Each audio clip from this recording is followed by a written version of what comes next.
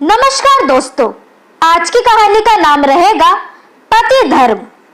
बहू, अब जाकर प्रभात के कपड़े धो लो और हाँ, उसके कपड़ों की जेब में जो पैसे रखे हो उन पैसों को निकालकर बाहर मेज पर रख देना। मैंने कभी भी पापा जी की जेब से निकले कोई भी पैसे अपने पास नहीं रखे, पुष्पा जी ने कहा। अंजलि को अपनी सास पुष्पा जी की बात सुनकर तकलीफ हुई कि उसकी सास उस पर शक कर रही है, पर अंजलि जी माँ जी मैं रख दूंगी कहकर अपने काम में लग गई। अंजलि की शादी को अभी 1 महीना ही बीता था। अंजलि ने सारा घर का काम बहुत अच्छी तरीके से संभाल लिया था। चाहे घर को संभालना हो या बाहर से जाकर घर की जरूरतों के सामान लाने का हो, सारे काम अंजलि बखूबी कर रही थी। खाना बनाने में तो वे लाजवाब थी। जो भी उसके हाथ का खाना बनाया खाता, बस वो उंगलियां ही चाटता रह जाता। अंजलि का पति प्रभात उसके हर काम की खूब तारीफ करता था। महीने की पहली तारीख थी। प्रभात घर लौटकर टकर रहा था और अपनी माँ को जेब खर्च के पैसे देने के बाद अंजलि को भी थोड़े से पैसे जेब खर्च के रूप में दे देता था। ये बात पुष्पा जी को पसंद नहीं आती। पुष्पा जी गुस्सा कर बोलती है, अरे बहू को इतने पैसे देने की क्या जरूरत थी? अभी तो उसके पास सारा सामान है, अभी अभी तो नया दिलवाया था। अभी इसे बेफिजूल के खर्चे की आदत क्यों डलवा रहा है? इसको खामखा इसको आदत पड़ जाएगी। प्रभात बड़े प्यार से पुष्पा जी को समझाते हुए कहता है, अरे माँ, थोड़े से पैसे दे दिए तो क्या हो गया? कोई बात नहीं, इसमें इतना तुम्हें बखेड़ा करने की जरूरत नहीं है। अंजलि की भी अपनी कुछ पर्सनल जरूरतें हो सकती है ना, जो वो बाजार से लाना चाहती हो।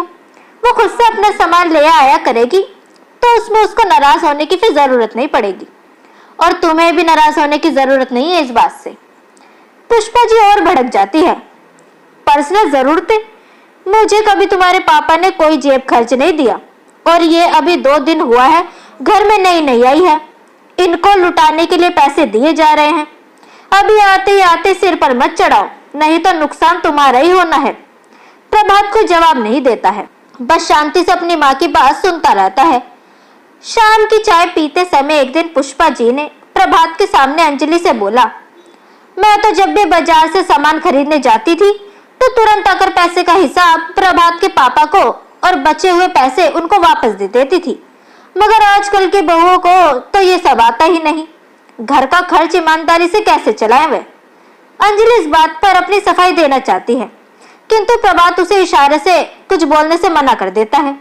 एक दिन प्रभात ऑफिस से लौट कर आता है तो अंजलि को बुलाकर उसे नया हैंडबैग देता है और कहता है, देखो है ना बिल्कुल वैसा ही जैसा तुम्हें पसंद है। अंजलि बैग देखकर खुश हो जाती है। पुष्पा जी इस पर नाराज हो जाती है और कहती है, अभी शादी के बाद 6 महीने बीते हैं, इनको आए दिन नया बैग चाहिए। शादी वाला बैग इतनी जल्दी पुराना लगने लगा है। इस तरह चल चुकी तेरी गृहस्थी, सब बर्बाद है।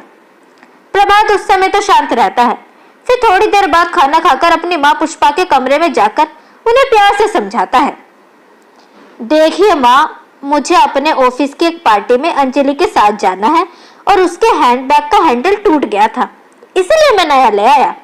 और वैसे भी अंजलि ने आज तक मुझसे कभी कुछ नहीं मांगा, मैं जो भी लाता हूँ अपनी मर्जी से ही लाता हूँ।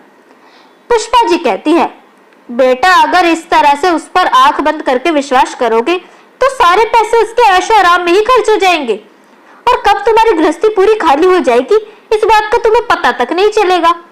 और वैसे भी अब तो तुमने उसे हर महीने पैसे लौटाने के लिए जेब खर्च भी देना शुरू कर दिया है। प्रभात कहता है, हाँ माँ, मैं अंजलि के जेब खर्च के लिए रुपए देता हूँ क्योंकि मैंने देखा है कि आप अपनी छोटी छोटी जरूरतों के लिए पापा पर कैसे आश्रित रहती हैं।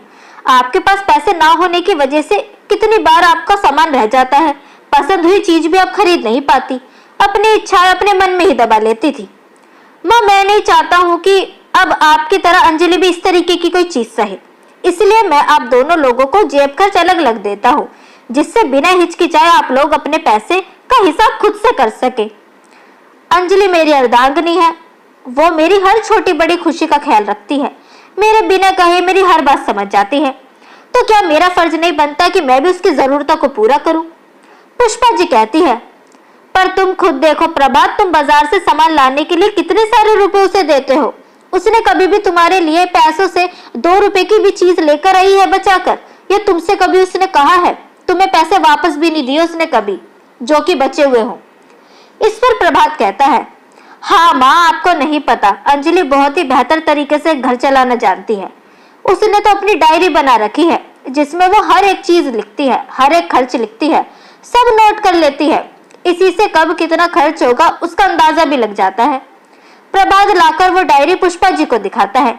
पुष्पा जी को एहसास हो जाता है कि उसने कहीं ना कहीं अपनी बहू के बारे में गलत सोच बना रखी थी। ये तो सारा नोट बना के रखती है, एक पैसा ज्यादा नहीं खर्च करती। अब वह किसी भी बात पर अंजलि से ज्यादा नहीं टोकेगी, ऐसा मन में सोचती है, क्योंकि उसने जब ये देखा कि उसकी बहू समझदार है और गृहस्थी चलाने में भी समर्थ है, तो उसे लगा कि उसकी जो तकलीफें थी वो बेफालतू की थी और वो खामखा ही इतना सोच रही थी। इसी तरह वो ये सारी चीजें फिर उसी के ऊपर छोड़ देती है। तो दोस्तों, कैसी लगी आपको आज की ये कहानी, ये हमें कमेंट सेक्शन के थ्रू जरूर बताएं। वीडियो अगर आपको पसंद आई हो तो इसे लाइक जरूर करें, साथ ही इसे अपने दोस्तों के बीच भी शेयर करें। चैनल को सब्सक्राइब करना ना भूलें। मिलते हैं आपसे अगली वीडियो में, तब तक के लिए गुड बाय।